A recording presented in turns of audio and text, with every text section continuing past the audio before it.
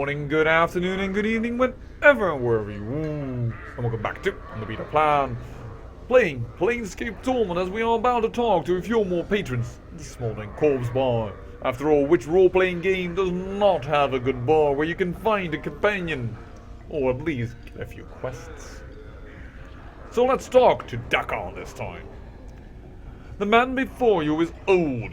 His dry yellow skin has the scars of the one who has traveled everywhere and never rested long in any one place.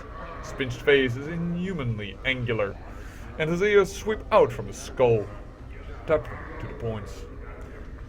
More or less your, well, budget elf. He wears a loose-fitting organic tunic, and a strange shimmering blade is strapped across his back. The blade looks to be a two-pronged glaive, made of some metal, whose surface swirls like a film of oil on a pound. Greetings. The man turns to you, his eyes like polished coal. He stares through you, and for a moment you wonder if he might be blind. The weapon suddenly turns a dead, flat black, mirroring the man's eyes. Are you alright? Hail, traveler. He says nothing for a moment, merely searches for your face with his eyes. His voice is quiet and somber, like a wind whispering through the branches of a great tree. Hill. Your eyes have the weight of one who has traveled far to be in this place. The man meets your gaze, his eyes burrowing into yours. His weapon drains of its black color, resuming its shimmering you noticed before you spoke to him. You could say that. The man's gaze does not waver from you. I am known as Dak'kon. The emphasis he plays on the word known strikes you as odd, yet familiar at the same time. You are not known to me. I do not know myself. That is for the best. In knowing yourself, there would be little on the plains left worth knowing. He falls silent for a moment, still studying you with his cold black eyes. I would know why would you have come to the city. I'm looking for answers. I have many questions. Speak your questions. I will hear you. Your features are unfamiliar to me. What are you? A Getzerai. A Getzerai? A Getzerai is one of the people. One of the people? A Getzerai, yeah, okay, but what are Getzerai exactly? Dak'kon is silent for a moment, then speaks. Our history does not need to be made known to you. You would bleed to death on time's blade before I recite a fraction of the histories of our people.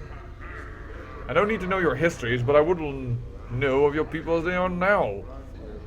Dak'kon is silent for a moment. Know this and accept this as an answer. We are the people who make our home on the shifting plane of limbo. With a deft motion, Dak'kon slips the blade from his back and holds it before him.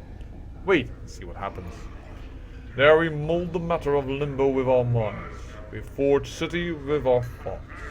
As you watch a series of rippling waves of metal begin to roll forth from the center of the blade. The pitch and crash of the waves match the inflections of Dak'kon's voice. In its chaos we dwell. If only our knowing to preserve us, we are Getzer. What is that blade you have? It's moved, shifted in response to your voice. It is a Karach blade. It is an object that lets others know the rank of the wielder. What does that mean? Dak'kon falls silent for a moment as if searching for the correct words. In your tongue, the closest translation is chaos and matter. The people may shape it with their thoughts. Move it with their thoughts? Karach is not shaped by heat, but by knowing oneself. It is a mirror that reflects the will of the wielder on its surface and in its edge. When one knows themselves, the blade is strong, harder and stronger than steel. When one does not know himself, the blade is water, formless and weak. What rank does the blade signify? The blade is a symbol carried by the Zerv. The Zerv is the one who knows the words of Zerdamon. Knowing the words of Zerdamon, they know themselves. Zerdamon? Zerdamon founded our race. He knew the Getzerai before they knew themselves. He defined the people. He gave them one mind. Now, there is a whole lot of teachings I could go in here with Dak'kon over here about Zerdamon and his history, and this is how you can also let him help make him stronger by having a lot of conversations. I may make a video on that, but that alone can take, if you read everything, like 30 to 45 minutes once again get enough intelligence and wisdom to solve all the questions and philosophical issues that he lays before you about his people and Zerdamon. So let's not go into that a little deeper. You seem to have a special emphasis on knowing. What do you mean? All things with a structural flesh, their existence is defined by their knowing themselves. And if a man does not know himself, when a mind does not know himself, it is flawed. When a mind is flawed, the man is flawed. When a man is flawed, that which he touches is flawed. Dak'kon pauses. It is said that what a flawed man sees, his hands be broken. Well, that would be bad, as we are amnesiac. We have absolutely no clue what we're doing. We just know that we are immortal. Well, that means that we have a lot of time to break a lot of things, according to his theory. Woohoo! Do you know yourself? Dak'kon falls silence. His cold black eyes take on the same distance that you noticed when you first spoke. I ask again, do you know yourself? When Dak'kon speaks again, his voice has changed. His words echo like a great stone dropped into a chasm. It looks like he's forcing the words from his chest. It is not my will that you know this. Which means no. But perhaps I wasn't being too kind in phrasing a question. Tell me. The words come out of Dak'kon slowly, as if they are being carried on one by one. It has come to pass that I do not know myself. It is so annoying to me personally when somebody has a problem and you are silent about it. I am not a telepath. I do not know what your problem is. Talk to me. And if you don't want to talk to me about it, then say so. Say that I'm not feeling well. I need some time alone to figure it out before I can talk to you. Fine, then I can be patient forever. Trust me, I can give you examples in the multitude about that. But being completely silent to me is, woof, that is so self-destructive. So why has this come to pass? Dak'kon falls drops to a whisper like sand. I do not know why. I know it has happened, but I know not the how, nor the when, nor how to know myself once more. Oh dear man, that is kind of bad. So we have asked more or less everything we could, and so, do you know a man named Ferret? I am told he knows something about me. He doesn't know it. Well, apparently then we're gonna go. As you turn to leave, the man speaks sharply. The first time you have heard his tone change since the conversation began. Well, not exactly. We have seen it also go like sand. Very, very, very, very depressed like. Who? The man's voice levels out. The city is not known to you. I will travel your path with you. Except an extra blade would be welcome. Your path is mine. Strangely enough, his voice seems distant and it echoes as if he was speaking from across a great distance. Very well, let's go. Looks like my skills have increased. Thank you very much, and we have gained a new member, a fighter mage in Dak'kon, who by the way is lawful neutral. Yes, a little bit further away from chaotic neutral. And well, you can trust your old booty that is not always gonna work very well. But we have more people to talk to. Let's talk to Kendrian. And let's quicken this up a bit, because, well, Dak'kon is an important group member. He's also now part of it, so it was kind of good. And I do love O. I do love O. But a lot of there is also background information for the multiverse. Now, I wouldn't mind telling you hours and hours on end what it's all about, but that's probably not why you're here in this video. Of course, we are here to get a taste of it, but not have everything. And this man can give you a ton of background. More background than you will ever even see in the game. Very nice, but not needed. But we can make use of them. Because Kendrian over here is what you call a plane hopper. A plane travel. He has traveled the worlds, and therefore we can ask him. I met a woman named Ingress with very bad teeth. Very bad teeth. He said she had come through a portal from some world that was opened by a tune humped near two crossed trees. Can you get her home? And yes, he can. I know a portal which you speak, though I may not have traveled in 30 years gone.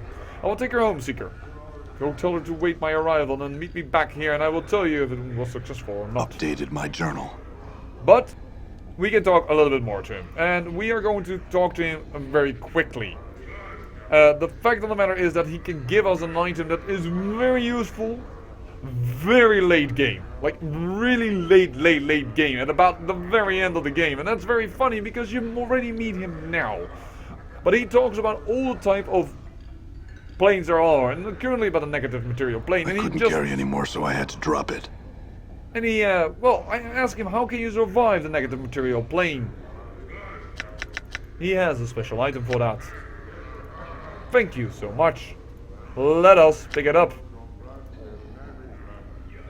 This negative token is all that we wanted from him. Wards against shadows, hold shadow creatures temporarily. It is an item that we would like to have, but the inventory is unfortunately full. By the way, oh, no, sorry. Karak blade is tied to me. Neither may exist without the other.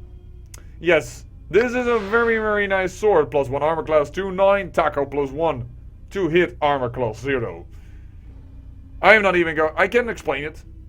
I'm now going to explain it because I kind of have to, but in order to hit armor class 0, you would like, let me also pick up, that's better if I go here.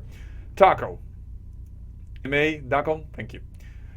To hit armor class 0 is currently an 18. Without his blade it would be a 19. The lower it gets, it easier is to hit someone with an armor class of 0. And your armor class starts at 10 and gets lower and lower and lower. The lower the number, the better. The lower the number on the taco, the better as well. Yes, it's a double negative calculation system, which was quite confusing. But, well, they changed that around in D&D when TSR, well, better say D&D, was sold, or better say bought by Wizard of the Coast from TSR. I don't think TSR sold it to them, just said, hey, you want to buy this? So, yeah. But that is a very nice item, and we would like to carry it. And we have now another mule to carry our little pieces. I know that sounds really meany, and it is really meany, but I just want to use it. Just take this. And we'll do some inventory swapping and selling and things off camera. Once again, we don't do that on camera. Now, I'm not going to talk to Ilquix. Not yet. We'll come back to him later, don't worry, but I don't want to talk to him just now. You will find out later why. Alice. You see a muscular man dressed in clothing that is comparatively drab and mundane compared to most of the outfits you've seen in the city. He carries himself with an air of supercilious arrogance. He is almost dramatically out of place here. What do you want, he asks. Who are you? I am Alice, warrior of renown. Have you heard of me? True? No. Can it truly be? Can it truly be in the town I've heard of my exploits? Yes, well, we can talk to this man, but this man is more or less another, how could I say it? He gives you actually a mirror. He is a clueless man who doesn't know what the planes are, and, well, he can give you some info about the locality and what actually clueless is by being clueless. We can also talk to Abcrackneys over here, but he will talk about the factions. I will talk about the factions when the time is ripe for that. We can also have a little small request from the barman over here, but for that we need hit points. And why that is, oh, we will find out later. Don't worry, we will get to it. Oh, but of course, as soon as we come out, we get a random encounter. It's almost not any more random, it's almost now a guarantee.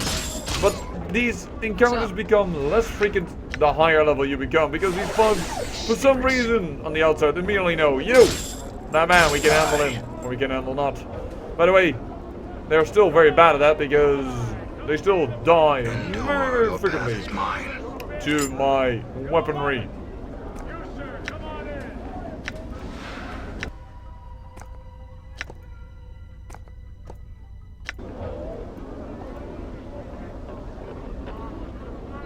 So, let's walk around a little bit. I'm gone.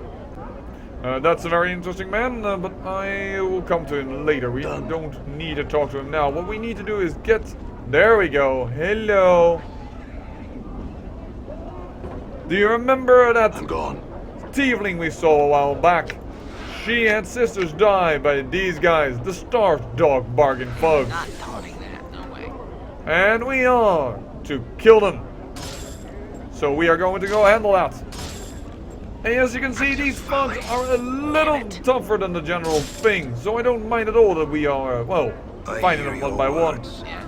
Sure, In why fact, not? Good as you done. heard that Okay. Mort, you saw that Mort took 3 damage Okay. from him instead of 1. Right. They hit hard because, don't forget, more than 75% damage reduction.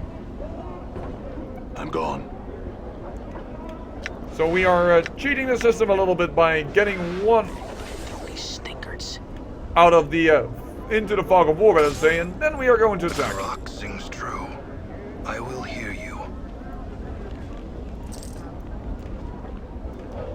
But we need to be on this side anyways, but then for a different reason. You, Star Bugging Dog, you're the last one to go down, buddy. You dog's body.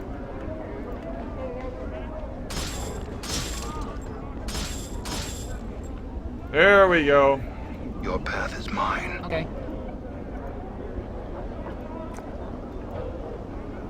But we actually want to talk to this man, Munch for Trees. And then we will talk to this lady over here, because she's calling for help. We can of course not help a lady in distress. You see a tired-looking, sorrowful old man who is gazing at the ash-dead trees in front of him. He's mumbling to himself and tapping his chin, as if trying to figure out something out. Occasionally he shakes his head, sadly. Now, I am going to talk to him a little bit quickly, and talk to you about the gist of the thing that is going on with him. His name says it all, of course, Mourn for Trees. He's mourning that the trees are dying, and as you've already seen, or not fully yet, but as I explained before, words matter in the plains. If you swear something, the plains will know, and you will become more lawful, more law-abiding. And if you break them, more chaotic.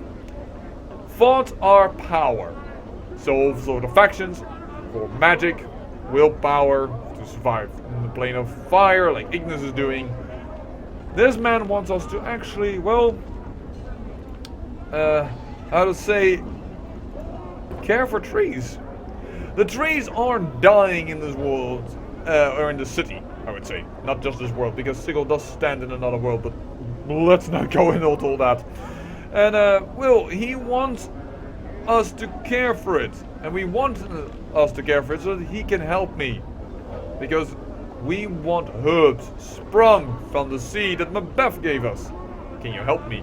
Old Macbeth the midwife of the square needs some herbs sprung from that seed. Do you know where I could get some?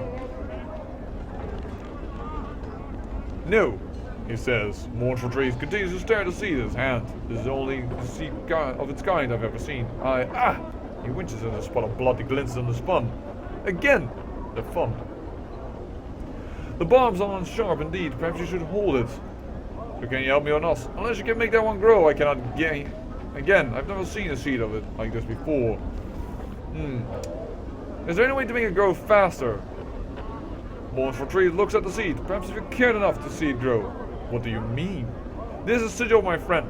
Believe is everything. Everything.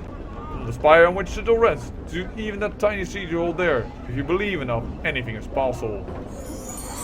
And voila! We focus on the seed and will it to grow. To your surprise, there's a crack and the seed splits. Twigs splinting from its surface like fingers. Instinctively, you drop the seed, but the talon-like twigs wrap around your wrist and will not let go. What the hell? Updated my journal. Mournful Tree stares at the barbed branches wrapped around your wrist, stunned. I think the bulbs on those new branches will be more than enough for what your friend needs. I hope you get the damn thing off of me. Look, before I go, I had some questions, because of course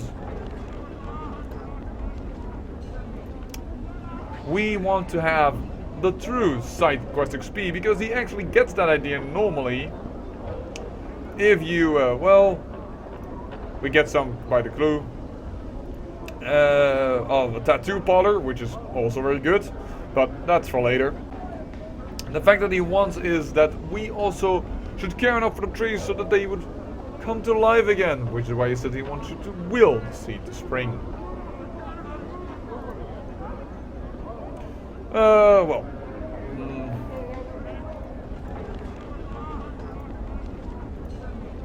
Here, he wanted people to care about the trees.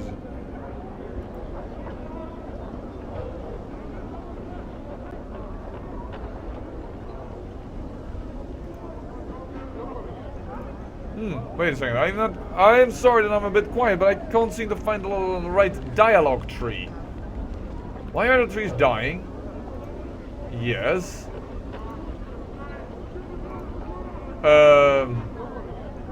Now I'm stuck in the tattoo parlor part. What are you doing here? What do you mean? It's about the trees. Yes, thank you much. Come on. Care about what? I care about the trees, so yes, you're right. It's a sad thing. No. What have I...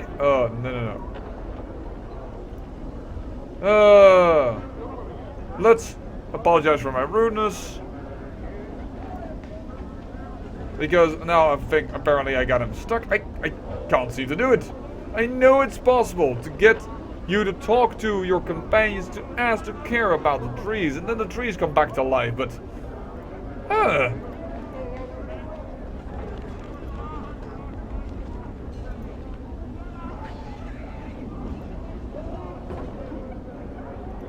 Oh, here it is. I overlooked it. I unfortunately overlooked it. No, not just. That's what were you going to ask? Go on. He wants me to ask if I can concern. This is where you see that actually... Voila. Truth. Yes, I'll help. Sorry. I had to look for it. I could not let that little bit of XP go. Wow. Naughty little XP for trying to get away from me. And this is what I just said a moment ago. The fact of the matter is that he says you need to care for trees and they will recover. This is why he says you can do it with the seed, but for some reason you don't need to first get the trees to be taken care of before he comes up with the idea to let you care for the seed, which is kind of funny. Alright. And here we ask our two companions. Now if we come back, when we have 3 people caring for it, the trees will actually, well, be a little bit better. But that's only if we come back and ask for it. You will not see, unfortunately, any physical representation of that in the game. But first, let's talk to the damsel in distress as the last thing to do for this episode. Help me, Cutter, please. Killing my sister. She begins to tug on your arm. Who? She tugs around wildly. This drunken man who followed us from one of the taverns. We thought he meant no harm. Please, Cutter, there's no more time. Help us. Wait, first you said they were killing your sisters, and now you say that he is killing her? Which is it? She stares at you, unsure of what to say. I'm distraught. I made a mistake. She glances at the blood that stains her dress. Please help me, Cutter. Examine the blood on her dress. You glance down at her dress and look at the blood. Although it does appear to be real, it has completely dried. It must be hours old. Oh, let's confront her with that. The blood is hours old. What are you up to? You see the eyes flick to the bloodstains and then back at you. You think you can hear a hint of nervousness in her voice. You're mistaken, Cutter. Please help me. My sister lies dying while we tarry. Truth, you're up to something. Tell me... Oh, bluff. You're up to something. Tell me what's going on or I'll kill you. If it was truth, I would get some evil points, I think. And if I do a bluff, then some chaotic points. Because we're not being the truth, but we are being... I don't think this is... and we're not... Because we're lying, we do not really mean it. So yes, this is actually a lawful evil route. I think this is a chaotic good route. This game does it all. Voila! 500 experiences for finding it out. She looks into your eyes and then glances at the scars that cover your body. She swallows nervously and you see a pill before your eyes. I'm supposed to lure people into the alley nearby and waiting there to take your jink. She looks at you apprehensively. Let me give you some advice. She gazes at you in the silence and nods her head. Don't pick someone like me as your mark. Choose some drunken fop who looks like he's newer. Never seen a battle in his life. She nods at once curly and makes sure he looks like he has more than a couple of coins to his name. Now get out of here. She nods curtly and then backs away from you. She hesitates for a moment and then leaves. Thank you, Cutter. She sprints off. I'm not even sure why I gave her that advice and where it came from. Might that been an old memory of mine? I say I thank you for watching and remember, great peril